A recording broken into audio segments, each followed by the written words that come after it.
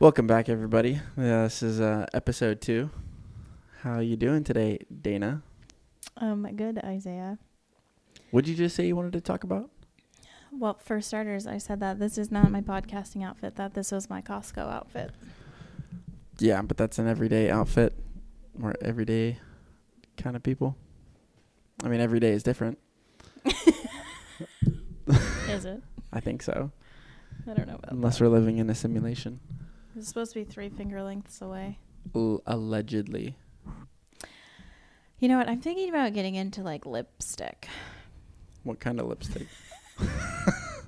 Why? What? Because I Genuinely, feel like, what kind of lipstick, though? I don't know. Because the reason I don't wear lipstick or anything really on my lips is because I don't know.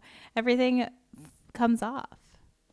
Like you put lipstick on and then you take a drink and it's like immediately by the time I get where I'm going, like to my lipstick event, my lipstick is gone. So I need some good lipstick. And there's all these. What are you doing with your lips along the way to the event? I drink a lot of hydration things. Drinks. I drink a lot. I have 2 drinks right here. My water bottle that I just remembered yesterday is like 12 years old. Are you trying to say you want a new one? Can't all be Candace Owens with a different water bottle for every day of the week. I mean, you could if we could find a deal. I forgot the question. There wasn't a question. I said, Oh. how you're doing. How are you No, doing? I And don't you said, know. oh, I want lipstick options. How am I Are doing? we talking like dark red lipstick or like? No, something that compliments me. So it's got to be brown lipstick. I mean, that's one of your colors. It's not bright red. I know. Okay, so I'm thinking about simplifying because I did the colors thing and that has simplified my life. And now I'm like, I want everything to be simple. I want like 5 stores to shop at. I want my whole closet to be one season. I want all my makeup to be like coordinating with my clothes and all come from one place. Let's back up just a little bit for people that don't know, what is the color thing? It's a thing where you go in. What are you talking about? Like, if I didn't know what the color thing was, what are you talking about? What do you mean? I don't know how to describe it. Basically, there's like a million bajillion colors in the world, and they all fall into a category, whether they're a cool tone or a warm tone. And then within that, there's like, I don't know, 2 more categories, but it reflects the seasons. So winter, summer, fall. What she's trying to spring. say is she figured out what colors make her look the best based on her skin tones and her eye color. And so Dana's colors are more The earthy autumn tones. season, Yeah. earthy. She's the browns and the oranges and the et ceteras. Well, it's very confusing, and this is why I don't know that I'm equipped to like describe the whole thing, because in each season you have all the colors. Like in each season, well, not necessarily, but in each season you have most of the colors, but it just depends on the shade, which shade makes your natural skin tone look the best pop, like bring out your eyes and bring out your jawline and whatever. And it's all, in my opinion, it's subjective, but there is color theory and science and stuff behind it, but you have different consultants and there's different theories too. So you could, in theory, have 2 different consultants that one says you're a winter, the other one says you're or a summer. Yeah. But I don't really care, because if you tell me that my season is autumn, then everything in my closet can be in the autumn category, and then it all complements each other and coordinates and goes well. So then when I put an outfit together, it to some degree will go with itself. And that's what I need. What sparked you to get into doing the color thing in the first place? Because I am not a fashionista. I know that might surprise you. But I figured if instead of having 100 choices, I only had 25 choices, and someone else said, based on the knowledge that I have that is superior to your knowledge, these 25 will make you look better than the other 75, and I reasonably agree with that, then okay, I will Take put the that direction. in my binder, and that will be my closed category until further notice. And let me tell you, man, she's got binders. I do love a good binder. Someone asked me what my talent was recently, and I said, I don't know what my talent would be. It would probably just be giving me a box of random stuff, and then I organize it fast. Fast. Like, how fast? Well, it depends on how big the box is. I guess that's fair. It goes in under 5 minutes, depending on how big the box is. Yeah. Yeah. No, that's good, though. So if you're going to be transitioning over to using lipstick, what kind of lipstick are you going to use that goes along with your colors in the autumn category? I don't know. I'd probably just simplify it and go to the House of Color, which is where I got my colors done, and buy some of their lipstick that fits into the autumn category that I like. Because again, this would simplify my life, which is my whole goal. While you're doing that, are you going to get 7 different water bottles? No. Oh. I didn't know if maybe there's a deal where you get, 7 lipsticks and 7 water bottles at the same time. Oh, there's an idea for you. If you had a water bottle in your color that came with a lipstick in your color, ooh, that's a good idea. Yeah, because then it's like a whole package. You just line them up like you're at the checkout at Ross or TJ Maxx. Or Okay, for starters, no one. I don't like Ross. TJ Maxx and Marshalls are okay. I don't like Ross. why? I don't know. It just feels dirty. It's like just a mess. It's dirty. But, and the checkout at any of these places is horrendous. I was going to say it's hell on earth, but that feels a little extreme. But it's so bad. It's so bad everywhere. This is across the board. At every Ross. Yeah. Okay. What do That you I've been not to. like about the checkout situation? They're slow. They're just like so slow. So is it the people or the process? Both. Because they'll have like one checker outer person, and then they'll have like other people just around, but not looking at the line of 30 people being like, oh, I should go check people out too. It's just like, oh, I'm going to carry on putting these white shorts back on the rack. You're like, that's not the priority. Customer service, that is the priority.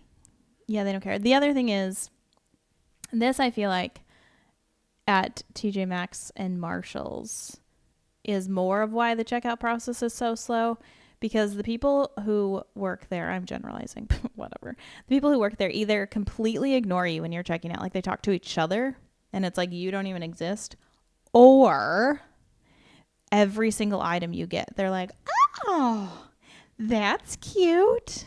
Where'd you get that? Oh, I love this. And then like they're wrapping stuff that doesn't need to be wrapped. And it's just like, you're just like, scan it, put it in the bag, and let me be on my way. And no, I don't want the credit card. It's not pleasant. I have walked out of, when we lived in Hawaii, I think it was TJ Maxx. The TJ Maxx in Honolulu is huge. It's massive, which is lovely because you can find some good stuff there. I will not deny that. But the line was so long. I was like, this is not worth the like $4 t-shirt or whatever I was buying. So I just put the stuff back and said, sayonara. Sayonara. Yep. Yeah, that makes sense. I mean, I haven't really shopped at those places in a while, but going back to, you said you wanted 5 stores to shop at. What would, right now, if you could pick 5 stores, what would be the stores that you would shop at to get your clothes, lipstick, and water bottles? Well, it can't be like water bottles. That's a whole lipstick. Okay, this is like for clothes. We can put those to the side then. 5 stores for I don't clothes. know. I only have one. Altered State. That's the only one that I know for sure that I would put on my list. Pretty good store. I would pick Altered State, some athletic wear store or brand, but I don't know. That one I don't have a answer for what that would be. I've historically been a Lululemon gal, but that was, I think, before there were really other options. Now there's like a million options. So I don't know that I would pick Lululemon. I still like Lululemon, but I think that it can be overpriced compared to like what's on the market. Because like when I started shopping there, that was the only place really that you could get high quality activewear that was cute. But now it's everywhere, so there's almost too much. I don't know what I would pick. You don't even have like a top 3? No, because there's so many out there that I don't know of. Like that I've seen, but I've never bought anything from them. So it's hard to compare. Like, so I just need a budget. You have to give me a budget where I can just start trying all these activewears, and I can like buy one thing from them, one thing from them, one thing from them, and then I can pick between that stuff, and then I can decide. That's the solution. So that's activewear. And I think what you're looking for is a partnership so you get free stuff. no, I'm looking for a budget for my husband. All right, we can discuss that later. Because you can't have a partnership with like a bunch of different places that are competitors. That don't make no sense. Well, then I guess what would make sense is if you were one of the buyers for one of those stores, like you were talking about earlier, how some people are the person that buys all the merchandise to put in the store. You just need to find a store that sells multiple brands like that, and then you could be the buyer. Yeah. Or I could give you a budget. Budget's because the buyers idea. are going for market trends, and I historically am not a follow the trend kind of gal. So what I would want in my closet would probably differ a little bit from what other people wanted in their closet. That's fair, I guess. What are your stores? How many do you have? Or do you just want to shop wherever you want to shop for the rest of your life? I mean, I kind of just enjoy shopping wherever I want to shop. You enjoy shopping? No, I don't. Let me just back that up. I don't enjoy shopping at all. I want to get in, get out, be done with it, move on to the next thing. But what's the next thing? I don't know. Why can't you enjoy shopping? It just takes too long. There's not enough food involved. Because then if you're shopping for like 2 or 3 hours, then why do you have to shop for 2 or 3 hours? I don't know. It seems to be. I would rather shop for like 10 minutes, 10, 15 minutes. Go in, get what I want, get out. What if you don't know what you want? Why'd you go to the store if you didn't know what you want? So you could look. You have to go there with a purpose. You don't go there just to look. You show up at the store with a purpose, find what you went there to get, and then leave. That's what I think. But as far as like stores that I would shop at, I'm probably going to be definitely a big First Form guy. I like their stuff. Their stuff's good. Lululemon is good. I like their stuff as well. That's really my top 2 for right now. Yeah, that's really my top 2 for right now. Used to be a big Rip Curl guy, but not so much anymore. I feel like I'm changing styles a little bit, but that's kind of like you can't get jeans at either of those places. Oh, that's fair. Or khaki pants. Well, I do really like those Wranglers that I got recently. Those are nice and comfortable. But I don't know. It's kind of just like wherever. I think I could use a few more pairs of jeans though. Yeah, you could use more pants. Yep. Sounds like we need to go shopping. Maybe we can go somewhere just to look. Oh, wow. That sounds fun.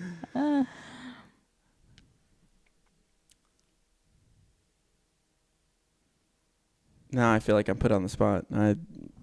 What's a good transition here? From jeans. Well, if if we're buying certain types of jeans, then, Did you buy that belt? No. Today? Oh, okay. Yeah. No. I haven't had a belt in years. I probably could get a belt. I couldn't tell you last time I owned a belt. I used to wear your belt when I needed a belt because that's how bad I don't wear belts.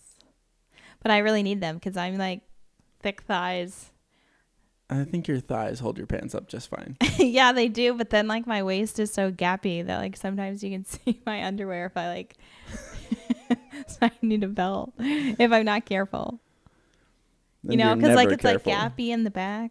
Yeah. And then if know. like I'm sitting and you're standing, you can like look down and see my panties. Yeah, if you're a pervert. No, okay, it's because I have a toddler, so I have to get down to her level, so I'm often functionally moving. So you need some functional jeans. No, I need a belt. Or I need like no, I actually don't like a belt. That's why I never wear them. That's why you need some functional jeans. Tight-waisted. That's what you're looking for, right? Yeah. Okay. So I guess we do need to go jean shopping and figure something out. I do love a pair of jeans, but I've had like one pair of jeans in the past 10 years. And Yeah. that's the one. No, not like I've had one pair of jeans for the last 10 years. Like I have currently one pair of jeans that I've had for like a month. And that's the only pair of jeans. Yeah, you got those are the ripped ones, right? Yes. Yeah. No, that was a good find though. You've really become a thrift shopper. Yeah, I think that I would have to make like thrift stores as a general store in my count of 5. Because I just feel like thrift stores you can find some gold. Yeah, if you look long enough and hard enough. Yeah, you have to have a little bit of patience and like an eye for it, but I found some really good stuff at thrift stores. I mean, Gary V's a big thrifty. Your sweatshirt. Yeah, great find. It's my favorite sweater. I feel like it was brand new, wasn't it? I think it was gently used. Feels gently used. Oh. It's nice though. Good find.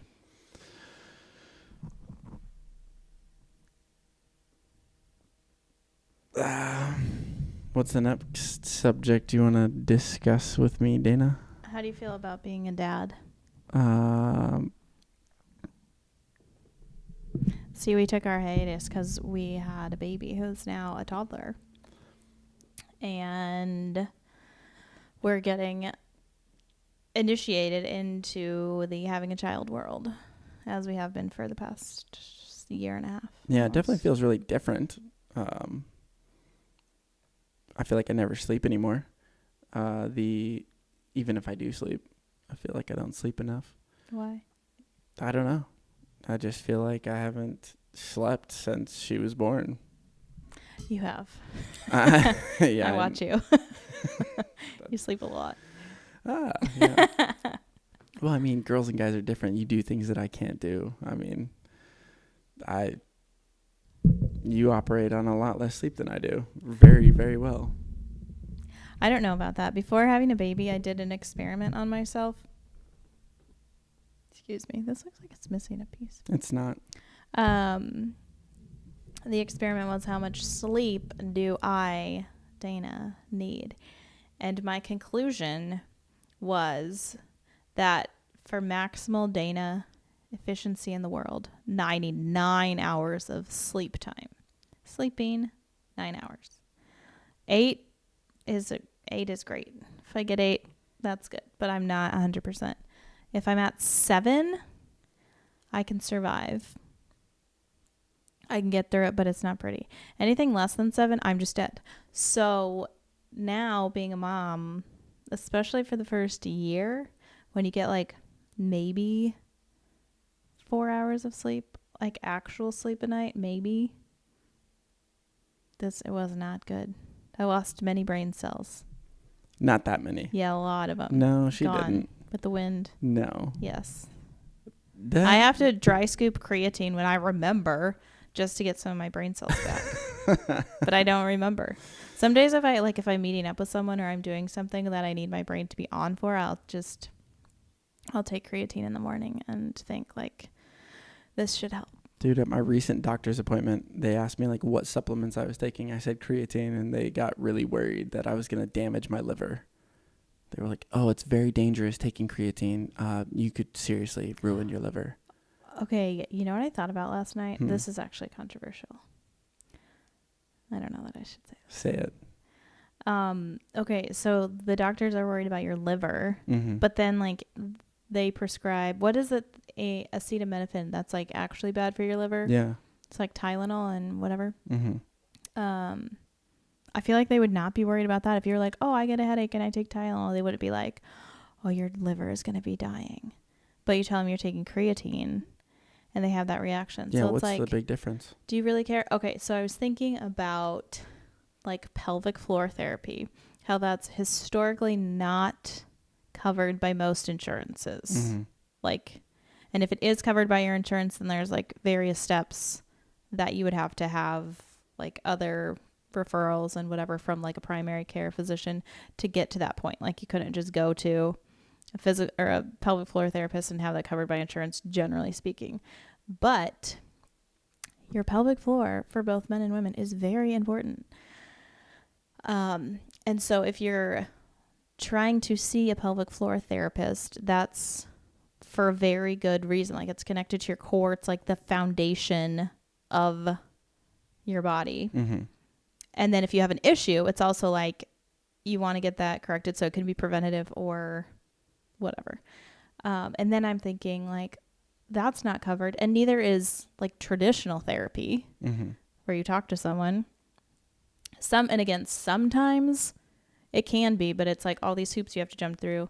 And then I'm like, and physical therapy is the same way, where like if you have an issue, or even if you don't have an issue, but you're like trying to stay healthy and prevent issues and like be functional, and you want to see a physical therapist because that would be something good to do for your body and your health, that's not covered by insurance. But things that are covered by insurance, like abortion and the pill, like what is it called? IVF? No, what is the pill for? Birth control. Birth control. So I don't know if we want to talk about this.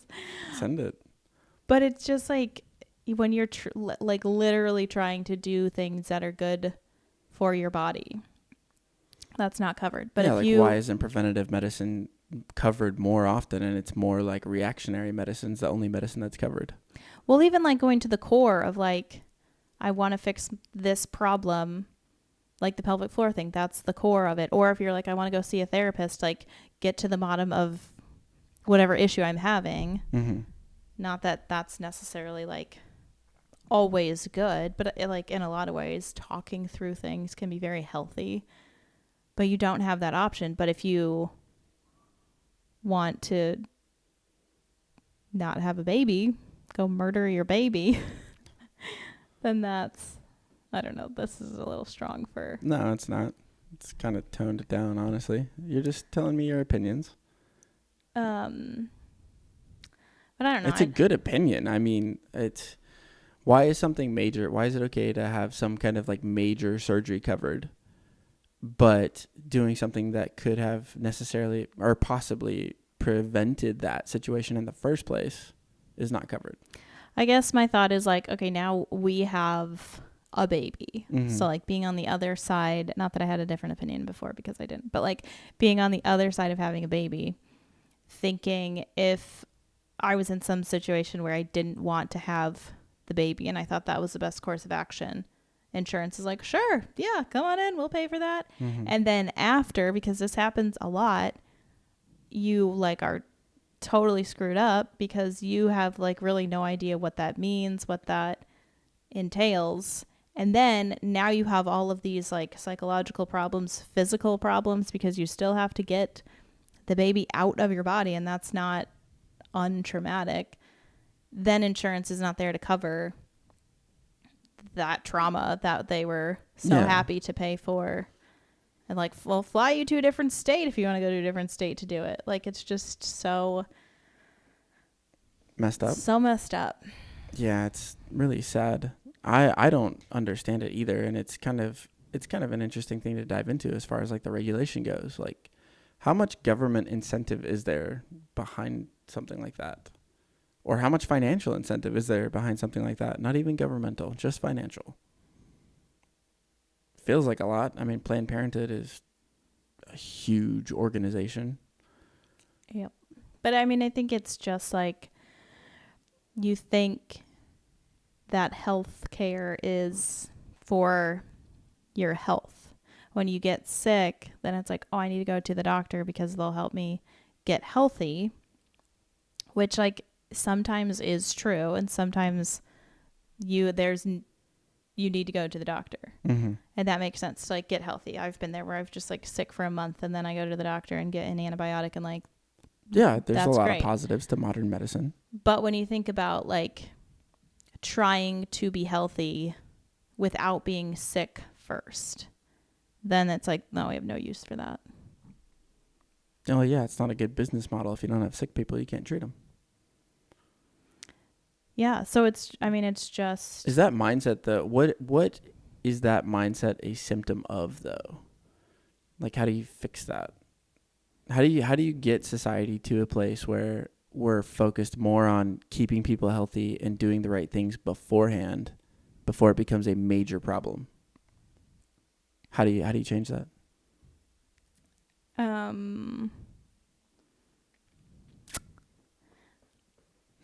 don't know either.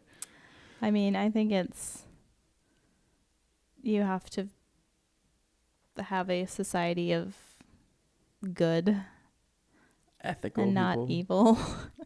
You know, people who are... Hold that thought. Unhold that thought. Just getting back to... I think that I've been watching a lot of Candace Owens lately, and I think it's coming out. I think it's bubbling up, like my sourdough. I didn't know sourdough bubbled like that, but... A little bit, yeah. I'm only on my third loaf. Okay. Yeah, Candace Owens is a little bit controversial right now. So what else you got, Dana? So I think about when I'm buying... hold on. I gotta get this fixed. When I am buying food, I like to think about, do the people who made this food care about me and my health when I'm eating it?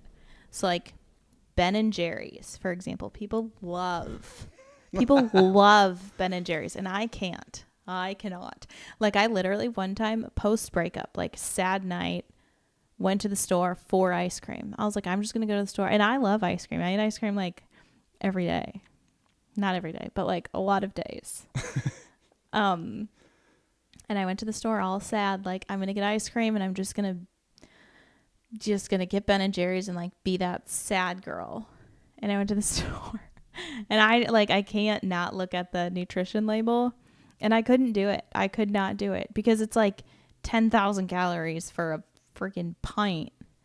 And I'm like, ice cream is delicious, but that's unnecessary. Like, it doesn't need to be 1,200 calories for half a cup or whatever. Ridiculous. So anyway, I did not get Ben & Jerry's. I got some other ice cream that wasn't so egregious. But I think, like, Ben and Jerry, whoever these men are that created this ice cream, like, do they care about me, Dana, and my health? No, they don't. Because you can make delicious ice cream and not have it be, like, the worst thing on the planet for you. And so I like to think about that when I buy food. No, I agree. That's actually one of the reasons I tend to bring up Europe so much, is because I do miss the food there. The food there felt very clean and very healthy. It didn't feel like it had so much sugar in it, and it was much easier to find cleaner food in the store. Yeah. Like things that were processed still, but weren't as, like, they had 5 ingredients instead of like 55. Yeah. Things like rice cake and jam and peanut butter. Well, peanut butter, you can just get peanut butter, like peanuts and salt. Well, yeah, but I mean, the peanut butter in Ireland tasted different, in my opinion. Mm-hmm. But I don't remember you eating a lot of peanut butter in Ireland. I don't remember having peanut butter in Ireland at all. We did. We definitely did. I remember specifically... the jam was amazing. The jam and the rice cakes, because I got these rice cakes that had dark chocolate on top of them, which I'd never seen that before. I love a good rice cake. So it's like a rice cake with just dark chocolate on top. And it was not a ton of ingredients, and they were thin. And so I ate those over there, and they were so good. And then we got back, and I went to the store to try to find these rice cakes, and I could not find them at all. And then our rice cakes are like this puffy. They're like an inch, whereas those other ones were, I don't know, a centimeter. Centimeter. 2 centimeters. I don't know. They were really good though. The steak was amazing too though. And the cheese tasted great. Like it tasted very different. But I also wasn't as involved in health and all that before Ireland. And then I feel like after Ireland is kind of when I started to think more about that stuff. What changed? I think tasting clean food. Mm. I think that had a lot to do with it. I will say, though, it was very, very challenging going to restaurants in Europe to find something healthy to order. I had a really hard time. Like, I can manipulate a menu pretty much anywhere, and Europe was really hard. Like, I ordered, like, a double-decker toasty one time, which I did not realize was a double-decker situation. But I was like, I just couldn't find anything that was anywhere close to... Well, that place didn't have a very extensive menu either. Yeah.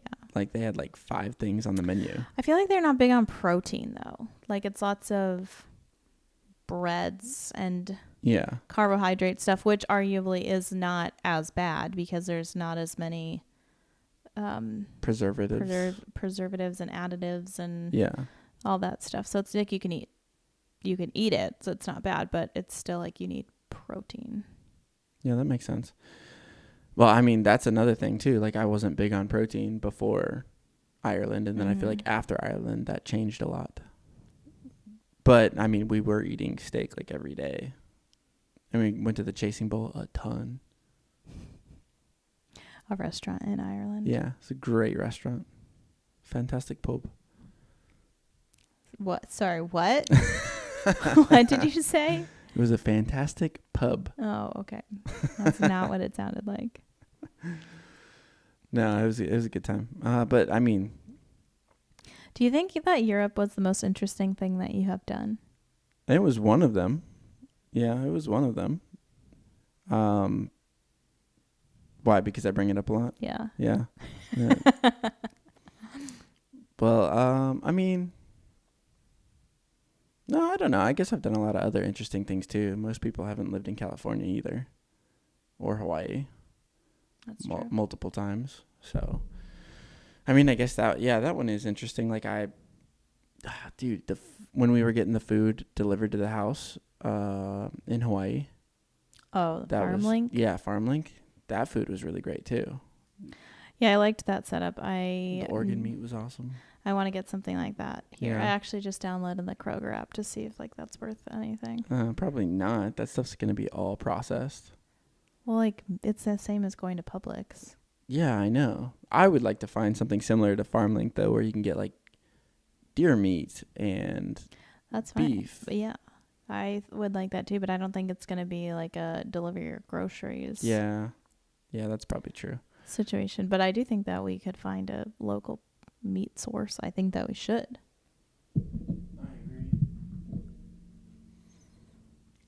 One of my coworkers was telling me that we should go to the what do you call it, the fair, the county fair or something at the end of the year. There's a bunch of kids that are selling cows. Kids. That's what 4-Hers selling she said. Yeah, selling their hog from the year. Yeah, pretty much. That's what she said, but she's a farm kid from around here, so. Were you involved in 4-H? No. Well, I did like 1 year. You did a year in 4-H? Yeah. What did you do? 1 year. I can't even really remember. How old were you? I was like 12 or something. 10 or 11 Did you show a pig? No. It wasn't that into it. We like did some gardening and cleaned up some stuff in the community. Not fun. No, it wasn't that fun. I was not that interested in being, somebody's gardener for the day. I was not involved in 4-H, if that's not clear. But I do remember when I feel like I was in like 7th grade or something, and some 4-H spokesperson or something came to our class and told us about it, because where I'm from is the city, not a big city, but still the city, albeit in Nebraska, but it's still a city. Like where I grew up, people just think like that Nebraska is only full of cows, which there are many cows, but like where I'm from was just a regular, like not a big city. Like it wasn't. You lived in a town. I lived in a large, but it was more than a town though. It's just like a small city, a regular sized city. So anyway, not a metropolitan city, just a city. There were farms and stuff in the town, but also, like I was not ever on a farm, and I didn't see a cow like up close till I was in college.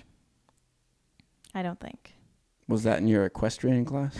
No, that was actually going to the lake. Oh. And we had to like drive out through the country, and there were fields full of cows, and I like made my roommate at the time stop so I could like roll down the window and like yell out at a cow. And she was from the next biggest town, and so I think she was a little more familiar with cows. And she was like, that's really weird, but I'm going to let you do it. So anyway, what was the point of me saying this? Because you wanted to 4-H. Yeah. Yeah, so they came and they were like, oh, we're 4-H. We do like stuff with the animals. I still don't really know. But the thing that they did is they had us like wash our hands and then put our hands, like just wash your hands like you normally would, and then put them under a black light or whatever, and it shows you all the dirt.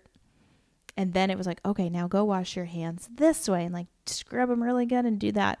And then put them back under and you see how much cleaner. So the whole point was like, you need to wash your hands really well, because otherwise you still have all this bacteria and dirt and stuff on them. And I also remember them saying like, don't, after you wash your hands, don't go like that, where you like flick the water away, because somehow that it makes your hands dirty or like not as clean. And I remember thinking like, that's weird. That doesn't make sense. How does that make sense? It doesn't. I mean, it kind of makes sense. And maybe you wouldn't want to flick a bunch of water and then like the bacteria that's coming off of your hands and that water is going elsewhere. But I don't see why it would make your hands more dirty. Yeah, I don't know. It was weird, but that's your 4-H experience? Yeah. Do you think we're going to need to find a 4-H? No. Oh, okay. Well, do you think you could ever see yourself being like a farm wife? Tending to the chickens and the pigs? Well, are you going to become a farmer? I don't know. You never know. I mean, we're talking about a big garden. What if we just like got some bigger land and added a cow or two and maybe a couple of pigs? Maybe not. No. Maybe if we had enough money that like it could be on our property and then someone else was tending to it, I'd be okay with that. But like, I don't want to be picking up the chicken poop and. You don't pick up the chicken poop. I don't think. No, actually you don't, because it like fertilizes. I do think having chickens would be good, but I don't want to do the farm stuff. So what are we going to do when we add the garden? Is that just going to be an all-me thing? You're not going to weed it? We could pull weeds sometimes. I don't know. Okay. All right. I pulled weeds in the front yard. I just wanted to know how deep into this I was going to be getting by myself. Yeah, no, I don't know. I don't like pulling weeds. Okay, that's fine. We'll just have more kids. They can pull the weeds. Yeah, they can pull weeds. No, when I was a kid, I always thought that was stupid. Pulling weeds? Yeah. Why? I just felt like there were other things I could be doing with my life that would be more interesting than pulling weeds. Yeah, but did you have to pull weeds in an actual garden where it was providing food for you, or was it just a frickin' flower bed? Well, it was just in the flower bed, but we also had a garden. But I have multiple brothers that were very interested and still are in the garden. So I didn't have to do that. Is the garden just as much a guy thing as ordering pizza? No, I think the garden is unisex. Is that the right word? Yeah. Yeah, unilaterally. What? I mean, everybody needs it. You need food. So everybody has to learn. Now, putting a garden in is going to be a good idea, I think. Why did you become interested in health and protein? Mainly because of you. You wouldn't stop doing protein every day. You'd wake up in the morning, I need protein. And that's exactly what you go to. Protein shake, and then wants to make steak and chicken all the time. And that's pretty much it. So I do kind of miss protein shakes, but I can't drink them now because our daughter wants everything that I have. And so if I have a protein shake, then she will want it. And then she's a little too little for a protein shake. Yeah. But you're definitely the catalyst in the health and nutrition side of this household, though. So, like, what got you into that is a better question. Because without you doing it and being as, not overbearing, but just relentless with the protein as you are, like, without that, I don't think we'd probably do as much protein as we do. Or stay as healthy as we are. For me, it was a lot of issues that I had, like health issues that I couldn't figure out. And I knew it was related to food because I would eat something, anything, and then feel the need to like lay down because I didn't feel good. And not because I was like overeating. I did do that occasionally, but but it was just like anything that I was eating, and then I'd have to lay down and my insides just felt like really bloated, like my internal organs, and it was not good. It was not comfy. And so I saw a bunch of doctors and did all the tests, like glucose, celiac, blood sugar, whatever, all the dairy, lactose, just like every test related to food that you can think of. And they all came back fine. And so I could not figure it out. And so finally, out of desperation, I came across the Whole30, which like the premise of the Whole30 is for 30 days you eat nothing but fruits, vegetables, seafood, eggs, meat, healthy nuts and oils, healthy nuts and fats. So it's very basic. It's like you're eating meat, vegetables, fruit, like oil, nuts and seeds, and that's it. And then so you're supposed to do that for 30 days to kind of like clear anything that could be causing problems. And then after those 30 days, you do like 2 to 3 day periods of reintroduction where like you haven't been eating dairy and all these and soy and all these other things for 30 days, and then you like eat a bunch of dairy for 1 day and then monitor to see for the next 2 days if you have any symptoms, to like basically do a science experiment on yourself. And then like the next day you do soy, or the next 3 days you do soy, and then you do like gluten and sugar and whatever to figure out what it is. So I did that, and the reintroduction part, which is the most important part, I don't know, this was a long time ago, so I don't really remember like what conclusion I came to out of that. But then I kind of just continued on with this whole food eating diet because it made me feel really good. Like I lost weight, I had more energy, and I was just like clear thinking. Like it was just good. I felt good about it. So I was like, I'm just going to kind of like use this as my framework. But then I still was having like months later these same issues where I didn't feel good. And there was one day specifically where I had eaten whole foods the whole day and I still felt like this. And I was like, what the heck is it?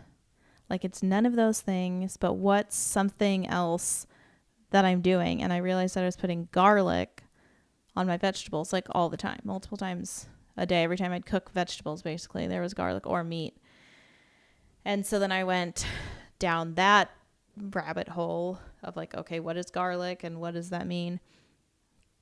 And then I stopped eating garlic, and that seemed to help with those issues quite a bit. But I think just from doing the Whole30 and like realizing how I could feel and then how that affected like my whole life and my training and whatnot, I was like, oh, I like this.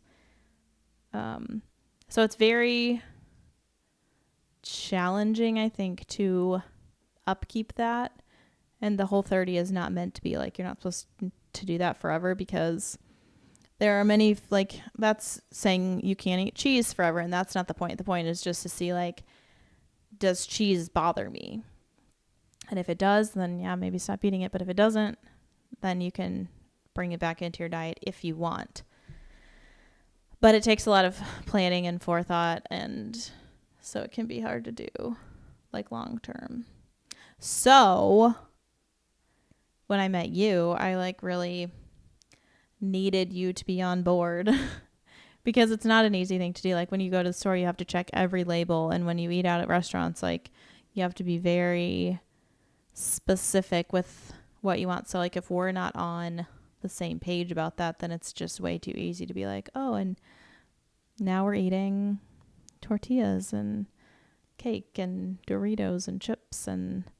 Yeah, but I've gotten a lot better. Yeah. And it took a little bit of time, but no, like being exposed to you and the different diet things and learning how it could make me feel and how much better I could, perform cognitively and, just like functionally. I sleep better now. I have more energy than I used to with all the adjustments and changes that you brought to my life. So definitely had a positive impact there. Yeah, I still think that... Still a long way to go, though. Yeah, I think we're still trying to figure out how to be married. Does that ever end, though? Well, when it comes to that stuff, because I would say when I was single, like I had it figured out. And now, since we've been married, that personally has been something that's really challenging because we come from... I mean, you grew up in the South. Like, it's very different. The first time after I started really eating whole foods and eating clean, and I took a vacation to the South and I went to a restaurant and I could not. And again, I can manipulate any menu, and it was everything's covered in gravy. Yeah. And I did do it, but that was the first time my eyes were open to like, oh, this culture is very different. Yeah. Than what I'm used to. Yeah, no, big adjustment for sure. But, we live in the South now, and it's, kind of. Yeah, I guess Florida is not really the South per se. But yeah, no, big change. Well, now, and I feel like having a baby or a toddler is another added element. Yeah, that makes it much harder to figure out dinners and things. Yeah, so I think I'm getting there, but it's taking I'm taking the long route. Well, what else can I do to help? I mean, I think we just have to decide what our boundaries are, I guess, towards eating and food, because it's really easy to just let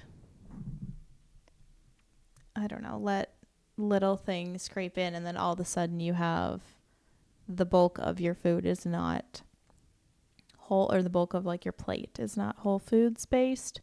But I think right now, having a toddler, it's just we're just trying to get a meal in.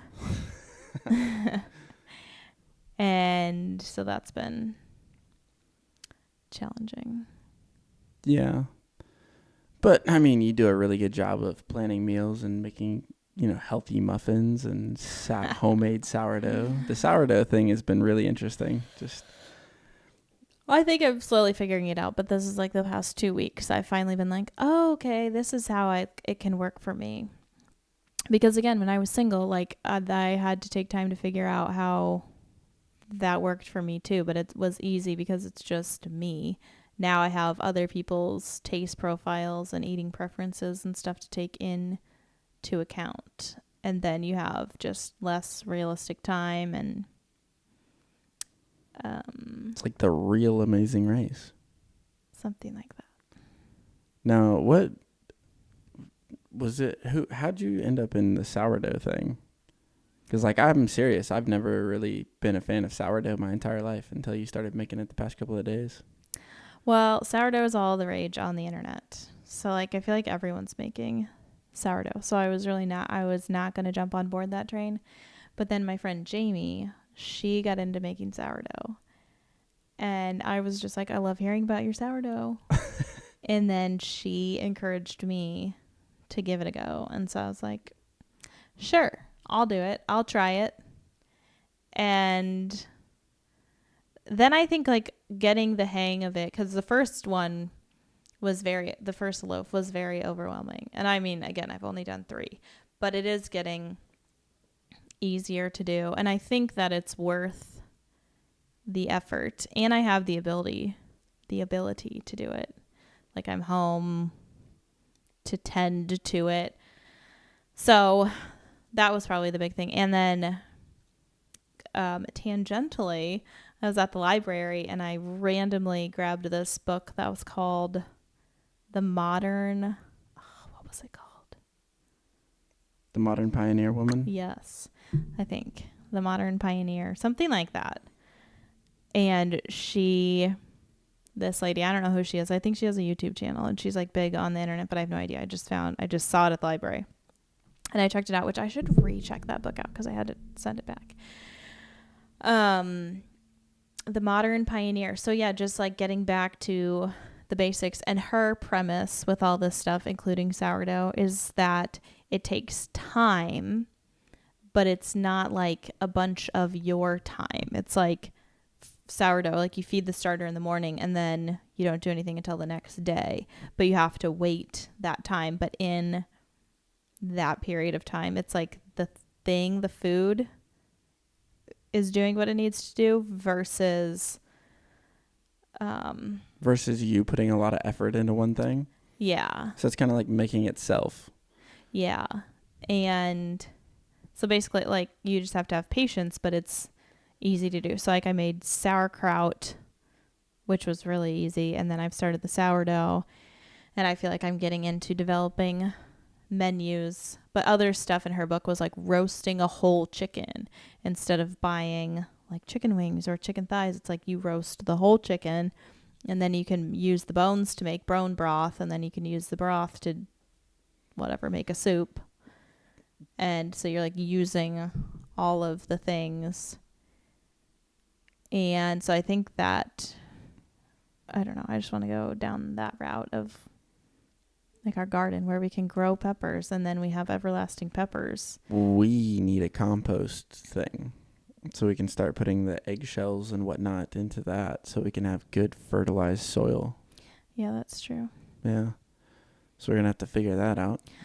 I don't know anything about composting. Well, all I know is that it brings like rodents, and that's the only thing with gardening that like I don't like, is that it brings bugs and rodents and well, we don't necessarily whatnot. have to like do a whole composting thing. We could just take the stuff and I'll have to figure it out and see if you can even do this, but could just take all the stuff and then just throw it straight into the garden. Well, you have to let it compost. Yeah, but you could just let it compost in the garden. I don't know anything about composting. Yeah, you have to like let it do its thing. Oh, okay. And then use it. Well, it's kind of like baking a cake. Like you wouldn't just like put the eggs in the bowl and be like, it's a cake. You gotta mix all the ingredients together and go through the process. Yeah. Hold that thought. I think we need to cut it off and do our values. Plus my eyes are getting glazed. All right. Well, thanks everybody for listening. Wait, doesn't that cut off? Or are we just ending in 2 minutes? Yeah, we're still good. We have like a minute. Okay. So let's wrap it up. Thanks again for joining us. Yeah, that was... Talked about sourdough. Talked about a lot of stuff. I don't know how to end it. No, we don't know how to end it. We're kind of just learning. So, Feel free to like, comment, share, subscribe. Thanks for joining us. We'll see you again next time. Bye. Bye, guys.